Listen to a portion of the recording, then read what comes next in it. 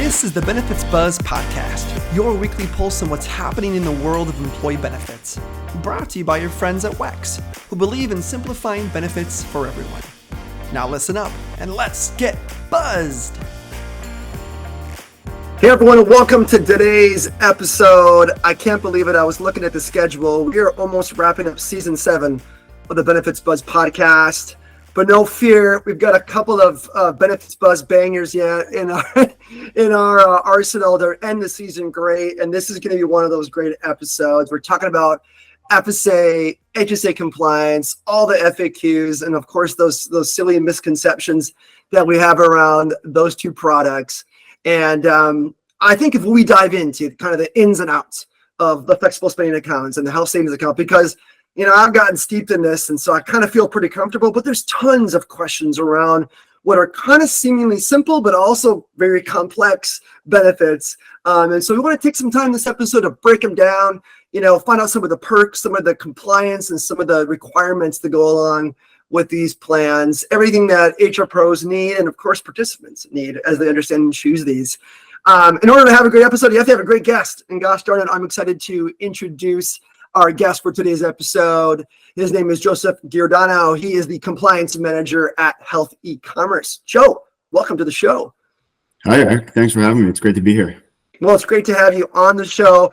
I think we know this, right? We know that if we take time to really break down health savings accounts, flexible spending accounts, we know that when we do it, right, people are, first of all, they're more benefit literate, which is great. There's more adoption rates, there's more utilization rates, and guess what? HR pros are happier, employers are happier, and participants are happier, which is what we're shooting for. So I can't wait to dive into all the idiosyncrasies of these two highly used and wonderful benefits. So let's kick it off this way, Joe, if you don't mind. What I know is HR pros are gearing up for Super Bowl time. When I say Super Bowl, I mean it's open enrollment time for them. It's their Super Bowl. And so I think maybe let's kick it off by talking through what are some of the common questions, or what are some of the things that HR professionals should be thinking about specifically as they prepare to educate employees about health savings account and flexible spending accounts this year? Yeah, great question. Well, I think the first thing is that some people might think that these accounts are the same thing. Mm-hmm. And while there are similarities, these are very different accounts. They are both tax advantaged pre-tax healthcare accounts where employees can use pre-tax funds to pay for qualified medical expenses. Mm-hmm. And they do generally cover the same expenses, with the exception of HSAs can cover certain insurance premiums that FSAs cannot. But really the similarities sort of end there. FSAs are employer-owned accounts. Typically the employee will have to use all those funds within the plan year or risk forfeiting their hard-earned dollars back to their employer. Whereas an HSA, you can fund it pre-tax through your employer, but that account really is owned by you. So if you leave your job, you can take the account with you. But again, so some of the differences as far as who's eligible. Mm-hmm. So to enroll in an FSA, you just have to be qualified for your employer's group health plan. You don't necessarily need to be enrolled in it. Whereas to open and fund an HSA, you must be enrolled in an HSA qualified high deductible health plan. Okay. Got it. So those are two big things, right? I'm understanding the FSAs very much employee owned. Use it or lose it; those dollars disappear, right? HSAs are employee owned; they're with you, and guess what? Those dollars don't expire, right? Which I think are probably the most common mistake that we typically hear here at WEX. And so thank you for calling that out. Appreciate you talking through who can enroll. That's great. What about contributions? Everyone wants to know, how much can I contribute to this? And maybe break that down by FSA and HSA as well. Yeah, great question. So for FSAs, contribution limits are usually announced by the IRS later in the fall, which can kind of cause some confusion during open enrollment time. But Mercer has released their projections for 2025. So that would increase actually to $3,300 for the year for an employee, for the employee contribution. Gotcha. HSA contributions are technically higher, so it would be 4,300 for an individual in 2025, 8,550 for a family. And again, talking about the differences between the two accounts. So for an FSA, the employee is typically locked into the contributions that they set at open enrollment, unless there's a qualifying life event, such as a marriage, a divorce, a birth or an adoption. HSA contributions can typically be changed throughout the year. Okay, that's good to know. And if you're listening, hopefully you're vigorously taking notes about those dollars. We'll make sure and have those in our recap as well. But those are great to have those as people start to think about how much can I. You don't have to do that full amount, but that's what you can contribute up to, which is really good to know. I think one of the things that we hear, the sweet spot about some of these FSA and HSAs is obviously how much money we can save with them, right? Show me the money, save me the money, however you want to say it. Can you walk through the tax advantages or the saving advantages? Like, why would I do this? Because of course I want to use these for health related expenses, but I can also save some cash in doing so. Can you break down what some of those ways that people do save money by using these? Yeah. So contributions to an FSA and an HSA are pre-taxed usually. You can make post-tax contributions to an HSA, but then you would deduct that on your tax return. So participants typically save 30%, depending on their tax bracket, on eligible expenses. So when you think about that, that's $30 for every $100 spent, which is significant savings. So for FSAs and HSAs, both those contributions are pre-tax. The reimbursements for qualified medical expenses are tax-free. Where an HSA differs is that it has a triple tax advantage in that contributions are tax-free, withdrawals for eligible expenses are tax-free, and then the account can also gain interest and be invested. And so those interest gains and those investment gains are also tax-free. So that's the unique tax advantage of an HSA.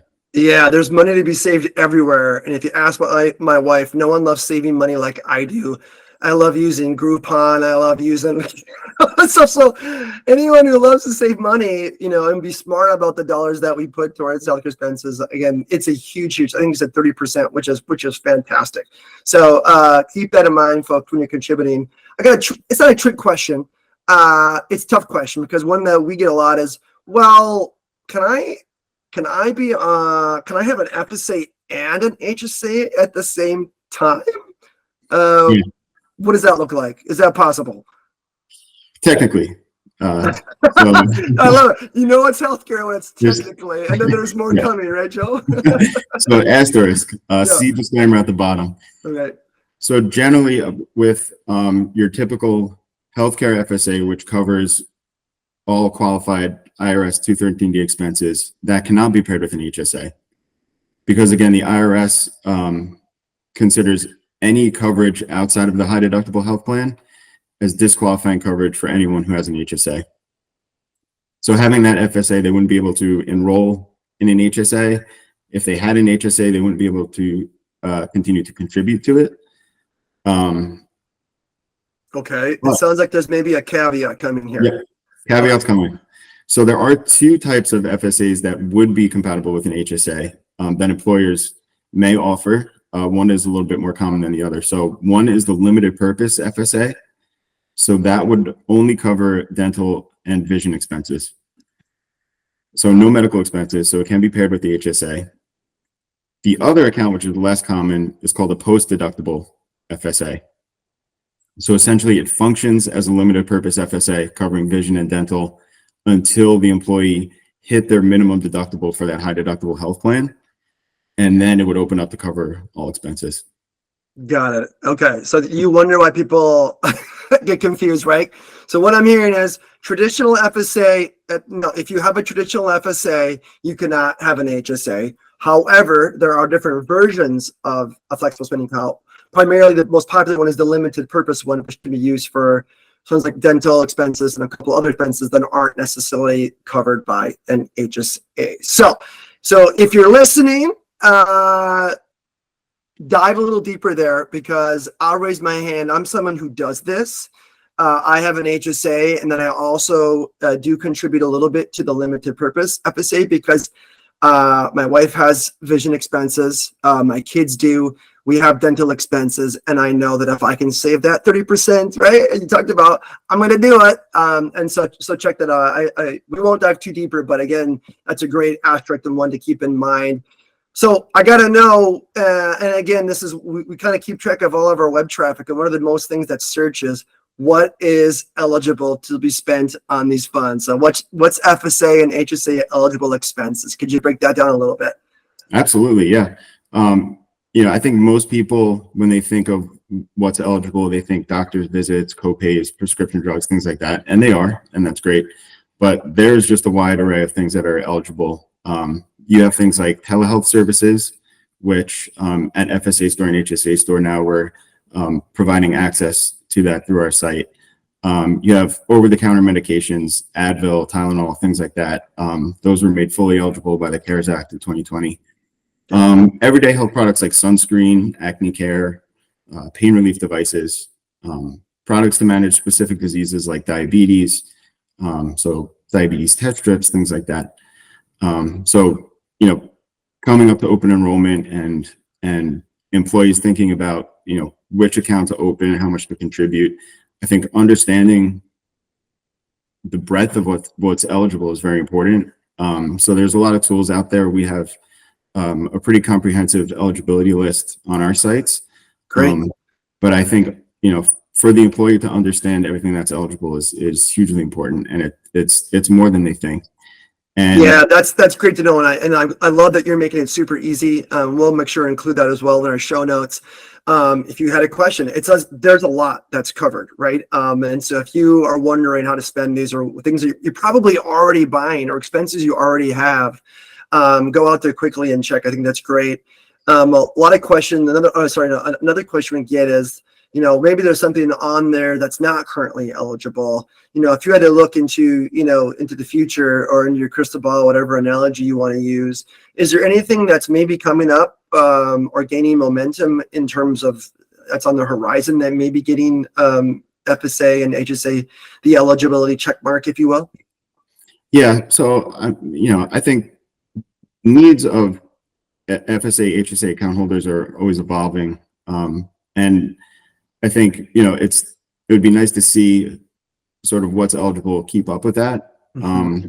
So I'll give you an example. I think vitamins might be the most searched term on our site, so that leads me to believe either people believe it should be eligible or they believe they already are eligible and then are confused as to why they're not. So there is legislation out there in Congress right now that would make vitamins and supplements eligible. That's just one example of, what we would hope to see in the future as far as the expansion of what's eligible. Okay.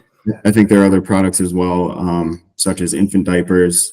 And I think there's a bill for dental care products such as water flossers and things like that.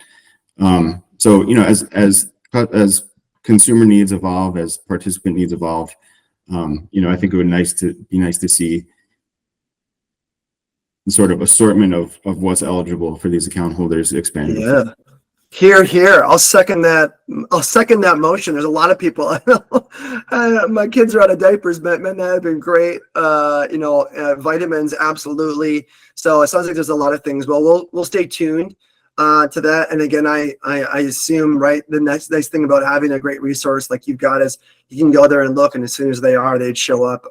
So that's fantastic. Thanks for going on a limb there and sharing some of the things that are at least up for discussion right now with legislation. That's great.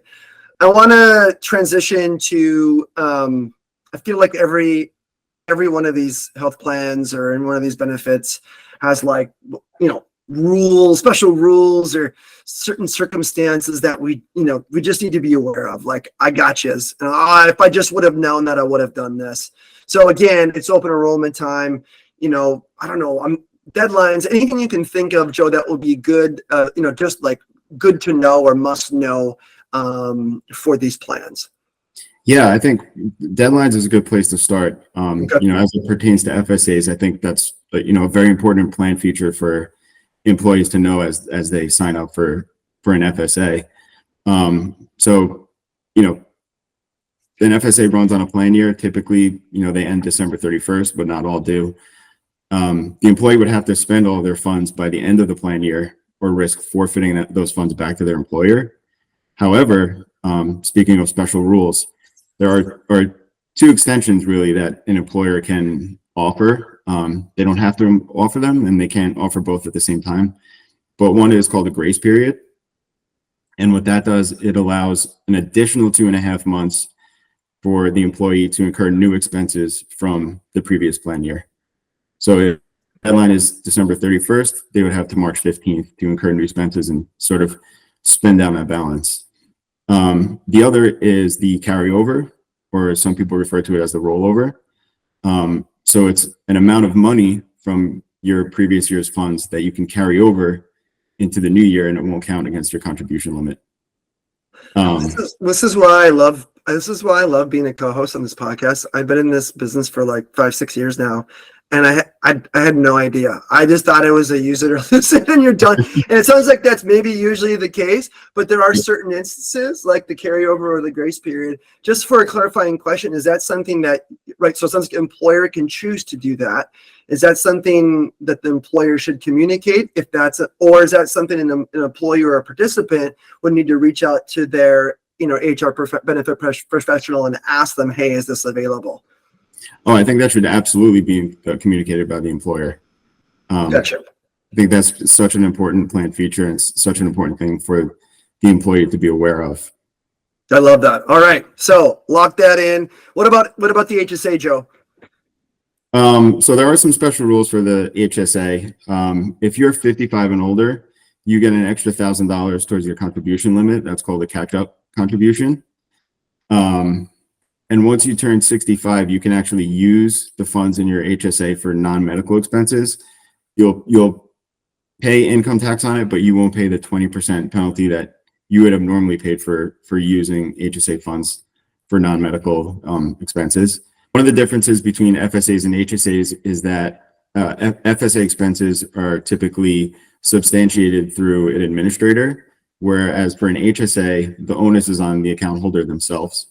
So if someone were to withdraw money to pay for a qualified expense through their HSA, they then just hold on to that receipt so they can eventually prove to the IRS that they use the funds on an eligible expense.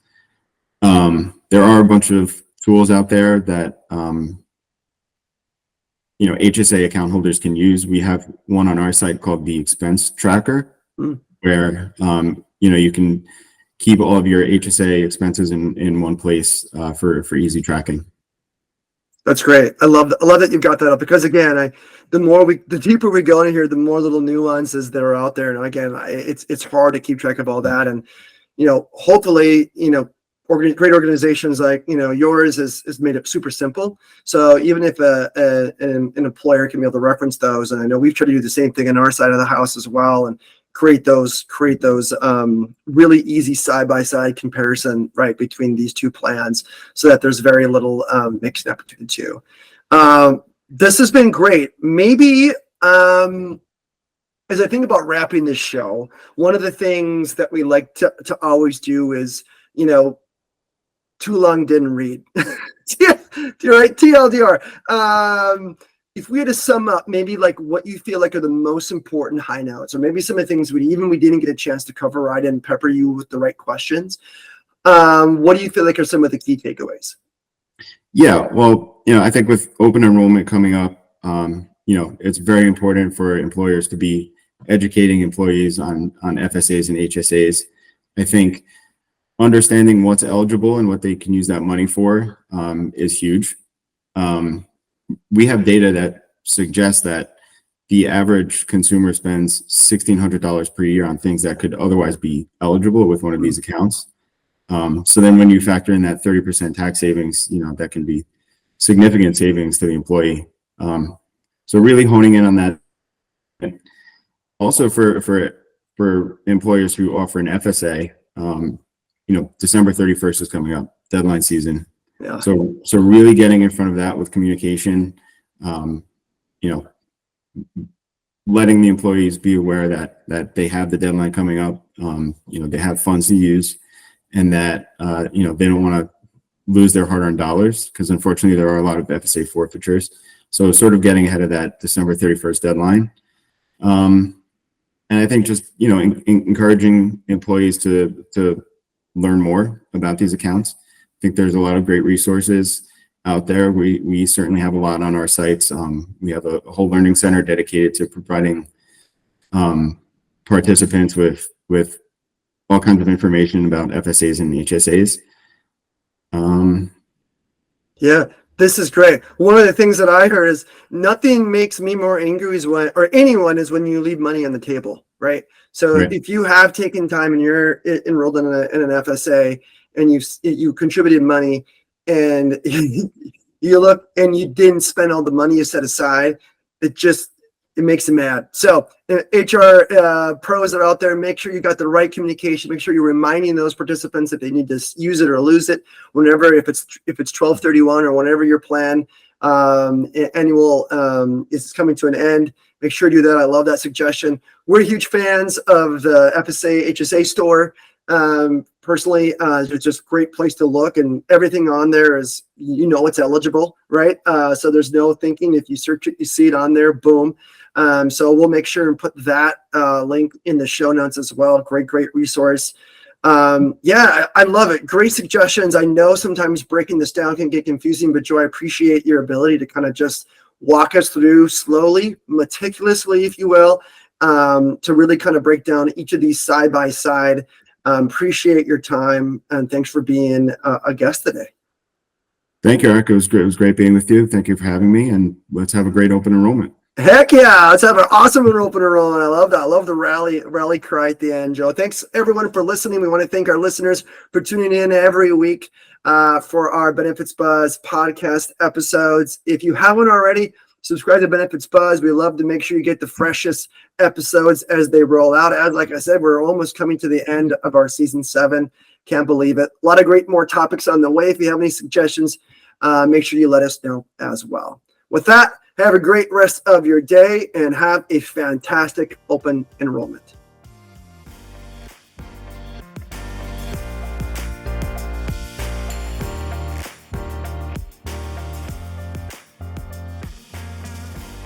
WEX is in the business of simplifying benefits for everyone. Now, although we certainly hope our podcast sparks some aha moments, like that was pretty cool, but of course we cannot provide legal, investment, or financial advice. And, well, therefore, nothing shared in this podcast should be interpreted as such. We encourage you to seek out appropriate professional advice regarding your plans. Hey, congratulations! You made it through our disclaimer. Thanks for listening.